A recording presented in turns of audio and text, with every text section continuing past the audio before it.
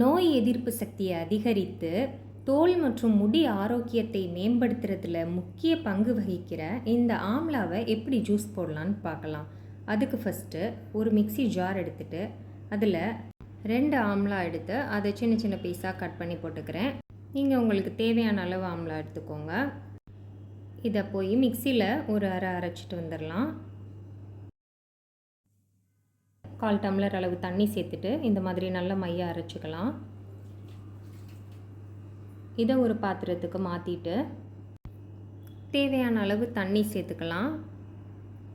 ஒரு அரை எலுமிச்சம்பழம் எடுத்து அதை பிழிஞ்சிட்டு சேர்த்துக்கலாம். நன்னாரி எவ்வளோ தேவையோ நம்ம தேவைக்கேற்ப சேர்த்துக்கலாம். நான் இதுக்கு 3 கரண்டி அளவு நன்னாரி சேர்த்துருக்கேன். இப்போ நமக்கு ஹெல்த்தியான டேஸ்டியான ஆம்லா ஜூஸ் ரெடி ஆயிடுச்சு. இதை அப்படியே டம்ளரில் சேர்த்து குடிச்சிடலாம். இதை அப்படியே குடிக்க பிடிக்காதவங்க அதை ஃபில்டர் பண்ணிவிட்டு சேர்த்து குடிச்சிக்கலாம். ஆம்லாவில் நிறையவே ஹெல்த் பெனிஃபிட்ஸ் இருக்கிறதுனால கண்டிப்பாக எல்லோரும் ஆம்லாவை சேர்த்துக்கோங்க. தேங்க்ஸ் ஃபார் வாட்சிங்.